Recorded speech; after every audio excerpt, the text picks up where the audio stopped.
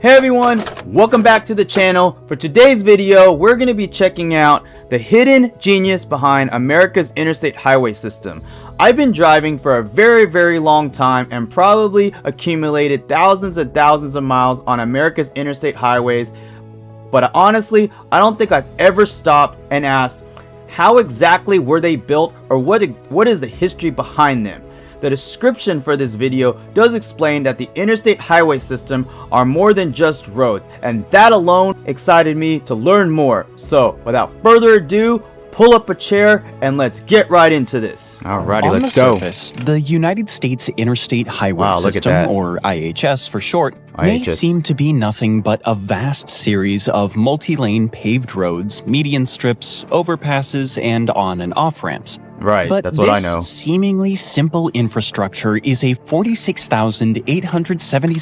Wow, 46,000 miles, crazy. 6-mile network of roads that began with a treacherous cross-country road trip in 1919. Decades of legislative battles across the states, and even helped write the story of one of America's most famous presidents. So, while paved asphalt is rarely called exciting, the remarkable story hidden behind America's roads embodies a kind of understated brilliance in its sheer scale, execution, and far-reaching consequences for America. 3 lenses through which we will view the genius of the IHS in today's video. Fasten your seatbelts and enjoy the journey. So, why is the construction of the IHS often called a monumental undertaking? After all, it's not like it was the first highway network ever built. The answer lies in its scale, engineering innovation, and economic and logistical complexity. To understand just how challenging this project was, all you need to know is that the original estimated cost of the system was $25 billion and was expected to be constructed over a 12-year period. The final cost ballooned to $114 billion, equivalent to $618 billion. Alright, honestly, if I can just have like a fraction of that, that would be great. In 2023, and took almost 30 additional years to build. Talk about a grand endeavor. To understand how the project went from $25 billion to $114 billion and from 12 years to 39 years, we must take a ride through the entire development of the IHS, from when the idea of this engineering marvel was first conceived to when construction was finally declared complete. The earliest concept for a high-speed interstate road system dates almost as far back as the automotive industry itself, 1898. In fact, this industry is the very reason for the push toward developing efficient road networks. However, for some, this wasn't the only reason for the project.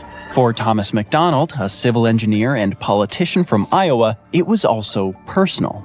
As a boy, McDonald worked on his father's grain and lumber store, where he witnessed the devastating effects of poor road conditions firsthand. Specifically, farmers' crops would rot before they could traverse the rugged roads to even reach the market, while lumber shipments would be delayed or lost to inadequate roads. That's why McDonald made it his life's mission to bring a better life to rural communities by championing the development of a robust and efficient highway system. Fast forward to 1913, and McDonald was appointed the chief engineer for Iowa's newly formed Highway Commission. In this capacity, he worked McDonald, you are such a smart man. Closely with Logan Page, the director of public roads, and the American Association of State Highway Officials to secure support for the Federal Aid Road Act of 1916. While this act was a step in the right direction, the $75 million in federal money allocated for the construction of roads was still insufficient for the ambitious vision McDonald had in mind. However, less than a year after McDonald's vision was to be put into motion, along with everything the Federal Aid Road Act of 1916 stood for, all of that ceased to matter, as the U.S. officially joined World War I. As a result, most of the resources and attention for the project were directed away from infrastructure development and into the war effort. Of course, this also included the work of U.S. automobile manufacturers, who shifted their production to support military needs, leaving little room for advancements in any other area. Naturally, the situation changed once World War I came to an end. Automobile manufacturers switched back to producing cars, and they came back in full force. Just take Ford, the leading car manufacturer in the US, as an example.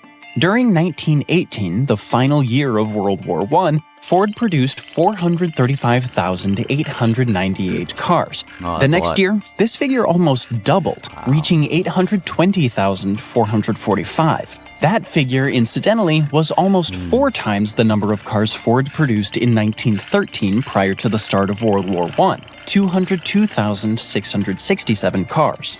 That figure should also indicate that car ownership in the US also skyrocketed.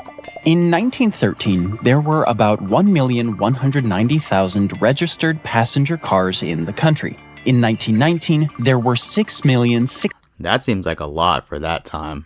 1,679,000 of them. Now 6 million. And yet, that's a lot. 90% of the U.S. roads were still just dirt paths. Right. However, it wasn't until the Army Motor Transport Corps convoy explored U.S. roads that officials truly grasped the dire state of its infrastructure. The Army Motor Transport Corps convoy was part of the 1919 Transcontinental Motor Convoys, whose goal was to assess the feasibility of long-distance motor transport for military logistics purposes. This convoy departed from Washington, D.C., or the White House's ellipse to be more precise, at 11:15 a.m. on July 7th, 1919, headed for San Francisco. By 12:30 p.m., the convoy crossed into Maryland, but had already experienced at least 2 incidents with vehicles in the convoy. With every passing day, this westward expedition advanced another 40, 50, or 60 miles. On July 22nd, after struggling through the deep mud in Ohio and Indiana, the convoy crossed the Mississippi River at Clinton, Iowa. Once on the western side of the river, the military personnel in the convoy quickly realized why venturing westward in a motor car was considered a ludicrous idea at the time. The rain in Nebraska made the dirt roads slippery, causing 25 trucks to slide into a ditch. Utah only brought more despair with its salt marshes that mired virtually every vehicle, requiring almost superhuman efforts to extricate them. It was only when the convoy reached California that it once again saw pavement. After an evening in Oakland, California, the convoy was loaded onto a ferry and crossed the San Francisco Bay. Once on the other side, the convoy finally completed its journey by rolling through the streets of San Francisco on September 6, 1919, marking the end of its grueling cross-country trek. Right. And grueling might even be an understatement. Exactly. If you do the math, you'll realize that the trek from Washington, D.C. to San Francisco took 62 days. Wow. Today, it would take roughly 42 hours. To make matters worse, the convoy used nearly all their waking hours driving. This means that the roads at the time allowed this convoy to travel at an average speed of 5.65 miles per hour. A torturous crawl that felt more like a slow-motion nightmare than a journey across the nation. This nightmare also retired 9 of the initial 81 vehicles that set out on the journey, with their frames and wheels succumbing to the relentless strain of America's unforgiving roads. Out of 24 officers, 15 U.S. War Department observers, and 258 enlisted soldiers, 21 didn't complete this journey, having been injured in the process. These figures could have easily been higher, since there were a staggering 230 road incidents throughout the 3,000-mile trek.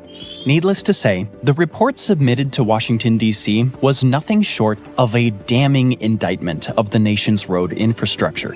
The only positive aspect is that this event served as the catalyst for creating a highway system. Oh, absolutely. But believe it or not, decades would pass before any concrete steps were taken to address the flaring deficiencies exposed by the 1919 Army Motor Transport Corps convoy.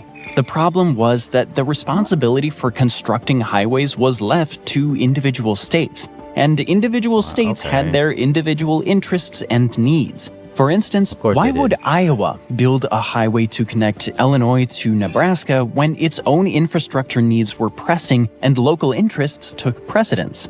The darkest days of the Great Depression needed to happen before comprehensive reforms addressing the nation's road infrastructure could be implemented. In 1938, President Franklin D. Roosevelt gave McDonald, who was now the director of public roads, a hand-drawn map of the United States containing 8 superhighway corridors. The goal was clear: put people to work on building a network of roads that would not only stimulate economic growth, but also unite the nation through a new era of infrastructure.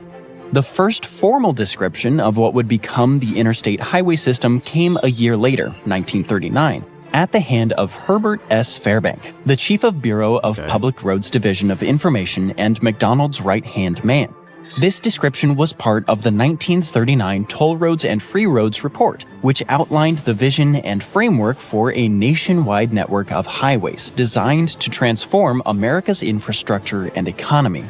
But once again, a global war intervened. This time, World War II. As gruesome as this war was, it inadvertently spurred plans to develop the U.S. highway system. Remember how the 1919 Army Motor Transport Corps convoy was hell on earth for its participants, but cemented the need for a national road network? Yes. Well, World War II introduced U.S. military personnel to a highly advanced highway system that would become the inspiration for the U.S.'s very own IHS, Germany's Autobahn network. Interestingly enough, one person was present for both of these major events, using his observations to drive change later. Future President Dwight D. Eisenhower. During the 1919 Motor Transport Corps, Eisenhower, then a lieutenant colonel, was assigned as an observer for the mission. World War II saw him assume a pivotal role as supreme commander of Allied forces in Europe. During his time there, he had nothing but praise for the highway system built by Germany prior to the war. In his presidential memoirs, he wrote, quote, "During World War II, I had seen the superlative system of German Autobahn, the national highways crossing that country," end quote. Superlative because this system effectively aided the Allied victory by allowing them to move troops, equipment, and supplies with unprecedented speed and efficiency. It also allowed the formation of the famed Red Ball Express, a truck convoy system that delivered vital supplies to the front lines with remarkable speed, underscoring the crucial role of well-developed infrastructure in wartime logistics. At its peak, the Express operated 5,958 vehicles carrying around 12,500 tons of supplies a day. So, with World War II over, the US emerged as a global superpower. Almost immediately, on November 19, 1945, Eisenhower was sworn in as the new Army Chief of Staff. 5 years later, on December 19, 1950, he became the first Supreme Allied Commander for Europe at NATO. Less than 2 years later, on November 4th, 1952, he won the U.S. presidential election by a landslide, riding a wave of public support and promising to bring his military expertise and vision to domestic policy. One of his priorities? Highways. Despite Eisenhower scoring career victory after victory, the U.S. roads remained woefully inadequate. It still took substantial planning and the better part of 10 days to travel from one coast to the other. It was clear something had to finally change. But there was one more event that would kick off the actual construction of the IHS. What's that? The 1953 detonation of the hydrogen bomb by the Soviet Union. What? This event hammered home the need for a change. With the detonation of the bomb, which produced a yield of 400 kilotons, the Soviet Union demonstrated that it could unleash devastating nuclear power on a scale previously unimaginable. This new reality of immense destructive capability, paired with the unstable government after Joseph Stalin's death, underscored the need for a robust, efficient transportation network to ensure rapid mobilization, evacuation, and effective response in the event of a crisis. After all, we're talking about a country where 79% of people believed a nuclear war between the US and the Soviet Union was imminent, which caused them to build bomb shelters, stockpile food, and prepare for the worst. So, the Cold War, and specifically the 1953 hydrogen bomb detonation, was the third and final catalyst that propelled the U.S. into action. In 1954, Eisenhower appointed Lieutenant General Lucius Clay, who was instrumental in the logistic success after the D-Day invasion at Normandy, the head of the President's Advisory Committee on the National Highway System. This committee, which became known as the Clay Committee, asked for $100 billion in federal funds over 10 years, equivalent to $1.13 trillion today, to construct a vast system of interconnected highways. This ambitious plan was based on 4 points. Number 1, safety. According to the Clay Committee, 36,000 people lose their lives annually due to inadequate roads and traffic accidents. Number 2, the cost of vehicle ownership. Due to poorly maintained roads, vehicle ownership and repair were becoming increasingly expensive. Number 3, national security. The looming nuclear threat demanded an efficient and reliable transportation network to facilitate emergency city evacuations. The committee focused on large cities and urban areas, stating that the rapid improvement of the complete 40,000-mile interstate system, including the necessary urban connections thereto, is vital as a civil defense measure. And number 4, economy. The committee emphasized that a modern highway system would be a catalyst for economic growth.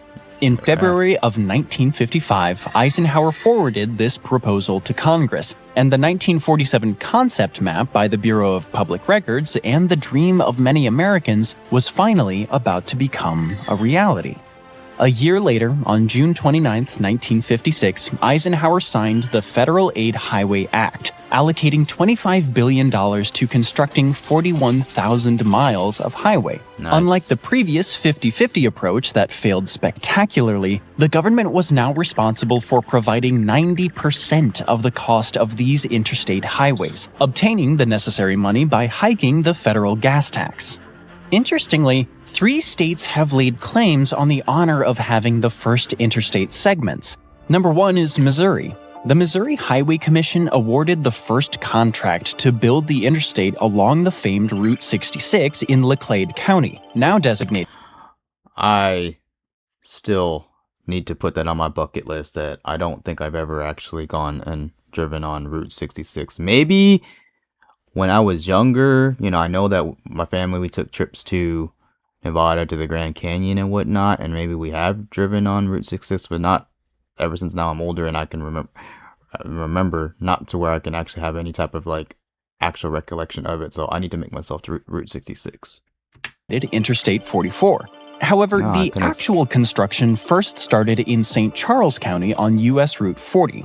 Number 2 is Kansas. According to state officials, preliminary construction on a highway section started even before the Federal Aid Highway Act was signed. However, it's the finished section of Interstate 70 that the state marked as the first project completed under the provisions of the 1956 Act. And number 3 is Pennsylvania.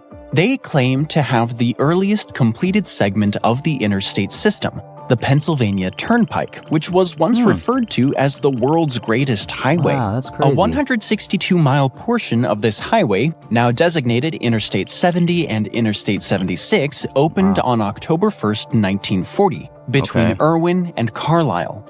But where the first highways were officially opened was just an issue of state pride. What mattered on a larger scale was that a unified, efficient network of roads was finally underway. Unfortunately, this network wouldn't be complete for decades. By the late 1960s, only 25,000 miles of the proposed 40,000 were built, yet the budget was already twice as high as the 1956 estimate. However, since the would-be IHS was already proving to be a genius investment, the costs were deemed a worthwhile sacrifice for the immense benefits it promised. In 1966, 2 interstate expansions were initiated, aiming to improve trade with Canada and Mexico. Today, this interstate, number 69, exists in several separate segments, including pieces in the following locations: Laredo, Texas, Pharr, Texas, Brownsville, Texas, Corpus Christi, Texas, Houston, Texas, northwestern Mississippi, and Memphis, Tennessee. However, the long-term goal is to extend the highway route from Tamaulipas, Mexico to Ontario, Canada. Interstate 11 will further enhance cross-border connectivity by bridging the gap between Phoenix, Arizona and Las Vegas, Nevada. In 1974, Nebraska became the first state to complete its entire portion of the interstate system by dedicating the final piece of Interstate 80. 5 years later, the final section of Interstate 5, which runs from the Canadian border to the Mexican border, was completed near Stockton, California. This highway also became the first contiguous freeway connecting these two North American countries. Similar huge milestones kept coming in the following years. In 1986, the final section of the coast-to-coast Interstate 80 was dedicated on the western edge of Salt Lake City, Utah. With this, Interstate 80 spanning from San Francisco, California to Teaneck, New Jersey, became the first contiguous freeway to connect the Atlantic to the Pacific Ocean. Wow. At the time, it was also the longest contiguous freeway in the world. Today, at 2,900 miles, it's the second longest interstate highway in the U.S. By the early 1990s, almost the entire 45,000 miles of IHS were complete. Nice. The last notable sections were as follows. The final section of coast-to-coast Interstate 10 from Santa Monica, California to Jacksonville, Florida, completed on August 10, 1990. The final section of Interstate 90 from Seattle, Washington to Boston, Massachusetts, completed on September 12, 1991. And the final section of Interstate 70, passing through Glenwood Canyon in Colorado, completed on October 14, 1992. That last section in particular is considered an engineering marvel as it navigates the treacherous terrain of Glenwood Canyon, where little room exists for error. This challenge was overcome by building as— Wow, look at that. That is beautiful. Man, I didn't know that it actually took that long to actually get everything all fully completed or almost fully completed all the way to 1992. Crazy. Many as 40 bridges and numerous tunnels, which made this 12.5-mile stretch of highway one of the most expensive U.S. rural highways per mile. At the time, the construction of this section cost $960 million, adjusted for inflation. Crunching the numbers, you'll realize that this means a single mile of this section cost over $75 million to build. This was just one of the sections that contributed to the colossal budget allocation, which blew past the original $25 billion estimates decades before the IHS was officially concluded. When the project started, 1 mile cost only $8.5 million to construct. However, due to increasing labor costs and rising material prices, the cost per mile— No wonder why construction takes seems like forever to complete, at least down here in Texas. That makes a lot of sense. $8.5 million for every mile. Craziness. Miles surged to over $34 million per mile for the simplest sections. Even with these huge costs, protests from citizens, and other overwhelming challenges, the IHS was finally declared complete in 1992, more than 2 decades after Eisenhower's death. But why do we say declared complete and not completed? Well, because technically it wasn't completed. There were still several stretches that didn't fully conform with the federal standards, and 2 original interstates, Interstate 95 and Interstate 70, that weren't continuous.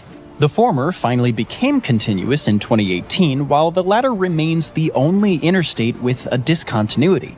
The reason? There isn't a direct interchange with the Pennsylvania Turnpike at the eastern end of the concurrency near Breezewood, Pennsylvania. Originally, funding was the issue for bridging this gap, but currently, local opposition is blocking any proposals aimed at addressing the issue. But in order to fully understand the enormous scale of the US's largest ever infrastructure project, we need to take a closer look at the second aspect of its genius, the sheer magnitude of the finished product. As we mentioned, the IHS is 46,876 miles long. To put this figure into perspective, all you need to know is that the inspiration behind this system, the German Autobahn, is just a little over 8,000 miles long. Though a few countries have longer highway systems, such as China, which has 110,000 miles of highways, the IHS remains one of the most well-connected and comprehensive highway systems in the world. The longest interstate within this impressive system is the east-west Interstate 90, from Boston, Massachusetts to Seattle, Washington, measuring a little over 3,000 miles. Wow, With this length, Interstate 90 ranks among the top 25 longest highways in the world, with the first place going to the Pan American Highway, spanning 19,000 miles from Prudhoe Bay, Alaska, to Ushuaia, Argentina in South America. Although we should note that there is a 60-mile break in the highway at the Darien Gap, requiring the use of a ferry to continue your journey. As for the U.S. north-south direction, the longest highway is Interstate 95, spanning 1,908 miles from the Canadian border near Holton, Maine, to Miami, Florida.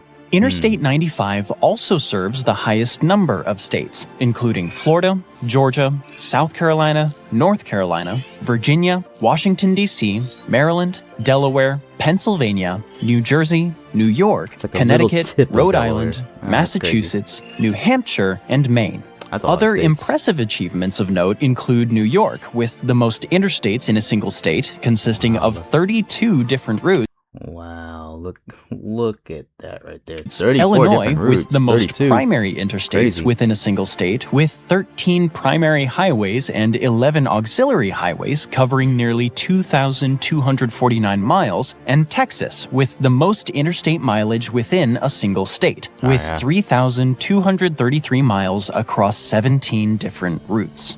As of 2022, rural interstates account for almost 2. Yeah, it takes like 8 to 10 hours, maybe longer, to get from one side of Texas to another. I know when I was living in Austin and I drove to New Mexico, it was like just 8-9 hours getting all the way to there, just going through El Paso, which is crazy. That's a long drive. 275 billion annual vehicle miles of travel, while their urban counterparts accommodate 559.19 billion. That's a little over a quarter of all vehicle miles driven in the US. Though this figure is impressive in and of itself, it becomes even more indicative of the importance of the IHS when you consider that this system only accounts for less than 1% of the total road network in the US. Speaking of the importance of the IHS, let's look at the biggest part of its genius: the impact of this monumental system on American society. If you want to comprehend the importance of the IHS right away, you only need to hear one thing. The IHS is arguably the best investment the US has ever made. Let's explain why. You see, the US is the most unique country in the world in terms of the number of states it encompasses, 50 to be exact.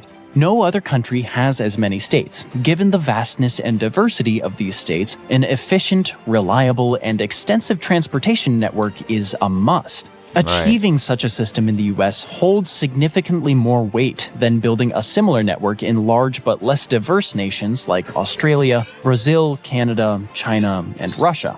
Though building such a system in such a decentralized country is a success in and of itself, the consistency of the IHS elevates it to an even greater level of accomplishment. The US states might differ in governments, laws, and cultures, but their highways are almost all built the same.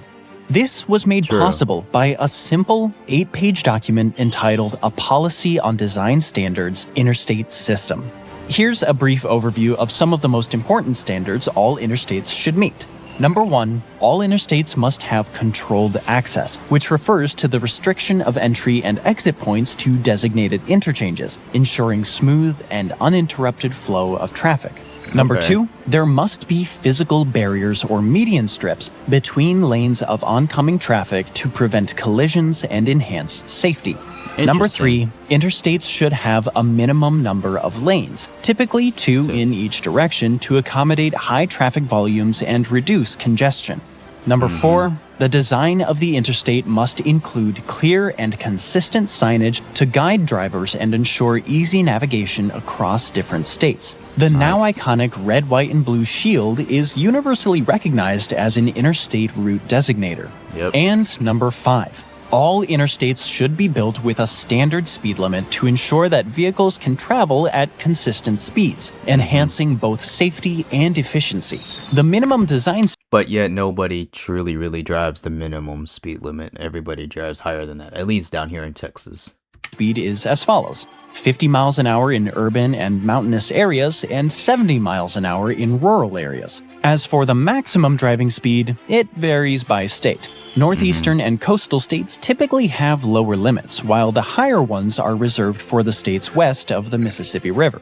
For instance, several portions of rural Interstates 10 and 20 in Texas have a speed limit of 80 miles an hour, while the same limit generally doesn't go above the 55-mile-an-hour mark in Washington, D.C. Is that just the terrain, or I mean like the like whatever scenery is around it? Why? These speeds and the quality of the roads, even a transcontinental journey can now be undertaken in a matter of days. This is also the biggest advantage of the IHS for American people. This system facilitates quick, efficient, and convenient travel. More importantly, this travel is also safer. Thanks to wide lanes, consistent grades, and smooth turns, the IHS roads are much safer, significantly reducing the likelihood of accidents and generally providing a more reliable driving experience. When the interstate— True, unless you're in a city like Dallas or like the larger cities like I live in, that there's rush hour where there's traffic like no other, then it really isn't that bit of a convenience. Construction program first began in 1956, the national fatality rate was 6.05 deaths per 100 million vehicle miles traveled. In 2023, it was 1.26 deaths. Wow. The IHS has also done wonders for the U.S. economy. Simply put, the U.S. would have never become the world's largest economy without the powerful connectivity the IHS secured. The construction of this system virtually ushered in an entirely new segment of the economy, one that catered to travelers along the IHS. Hotels, motels, restaurants, and service stations practically popped up out of nowhere, creating a booming roadside economy. But this isn't the only economic sector the IHS benefited. The ease of interstate travel revolutionized several industries beyond hospitality. Retail businesses expanded their reach to new markets, manufacturers optimized their supply chains, and distribution centers emerged to handle the increased flow of goods.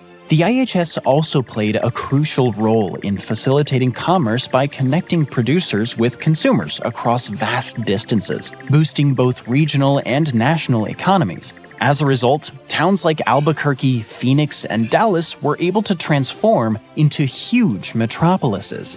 Phoenix alone grew over tenfold. In 1940, after the Great Depression ended, Phoenix had a population of about 65,000. By the 1970s, this figure rose to a staggering 874,000. Wow, that's crazy. These figures shouldn't be surprising, considering the fact that the construction of the IHS had the greatest impact on the South and the West of the U.S., and that's where most construction took place. In the South, Arkansas, Georgia, and South Carolina saw the most miles constructed per capita, while Montana, Nevada, Wyoming, and Utah stood out in the West. Generally speaking, the periphery of the U.S. stood to gain the most from the IHS, as it was finally properly connected to the nation's central hubs and markets, spurring economic growth and urban development. Even areas that seemed virtually impossible to connect saw significant improvement in accessibility. Take Interstate 70 as an example. The construction of this interstate is considered nothing short of an engineering marvel, as the route passes straight through the Rocky Mountains, crossing challenging terrain and reaching elevations over 11,000 feet. There's the Eisenhower Tunnel, the highest point along the IHS, with an elevation of 11,158 feet, which makes it one of the highest vehicular tunnels in the world. Wow, that's crazy. Then you have the Glenwood Canyon, the 12.5-mile stretch of road that winds through a dramatic gorge, which, as we mentioned, was completed last. And finally, the San Rafael Swell, a massive area of eroded rock formations and deep canyons that the interstate navigates masterfully. Thanks to the effort and ingenuity behind Interstate 70, the western side of the US became widely accessible for a range of developments and activities, including skiing, tourism, and commerce.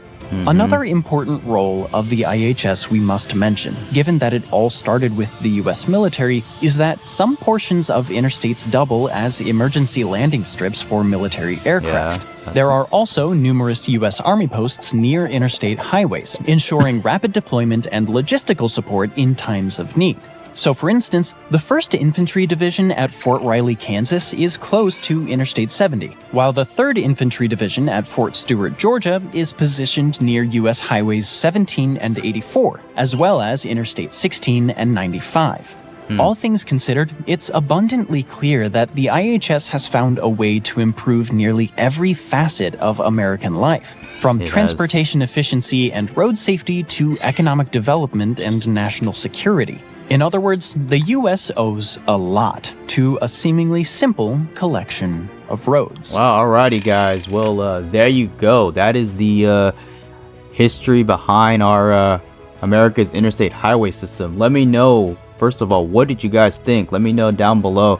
But yeah, to me, like I said, I've been driving for a very long time, and it's just something that, as we're just getting used to our day-to-day life, if we are fortunate enough to be in a city or area or to be driving on these wonderful interstates, we don't really actually take the time to stop and think, okay, exactly how they built or what's the history behind it.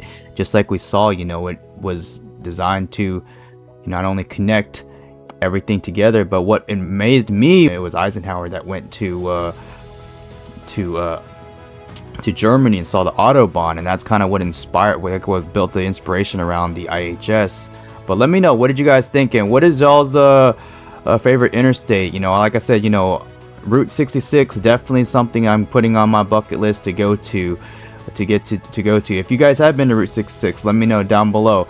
But if you guys did like videos like this, I definitely do appreciate you guys subscribing. It definitely means a lot. I'll leave a link somewhere here. But other than that, that's gonna be it for me.